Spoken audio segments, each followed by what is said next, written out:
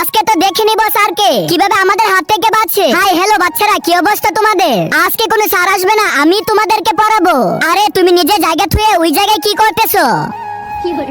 এই প্রিন্সিপাল স্যারের জেলায় তো আমি বাসি না। আমি কতবার বলবো যে আমি ক্লাস 10 এর পোলাপানদেরকে পড়াতে পারবো না, কিন্তু তবু আমাকে সেই ক্লাসে পড়াতে দেয়। আরে কি এই টিচার আবার কোথা থেকে আসলো? চলো বাচ্চারা, আজকে আমরা স্ট্যান্ড আপ সিট ডাউন খেলবো। Stand up sit down, stand up sit down. আরে এই টিচার আবার পাগল টাগল না তো? জানি না কিভাবে এই পাগল ছাগল টিচার এই স্কুলে এসে ভর্তি হয়। এখন বলো কাদের কাদের কাছে ফোন আসছে, তারা দাঁড়িয়ে যাও। ঠিক আছে, এখন তোমরা তোমাদের ফোন তাড়াতাড়ি এই জায়গায় এনে রেখে দাও। এই তো আজকে আমি অনেকগুলো ফোন রেখেছি, এবার আমি গেলাম বাই। আর হ্যাঁ, আধা ঘন্টার ভিতরে কেউ এই রুম থেকে বের হবে না।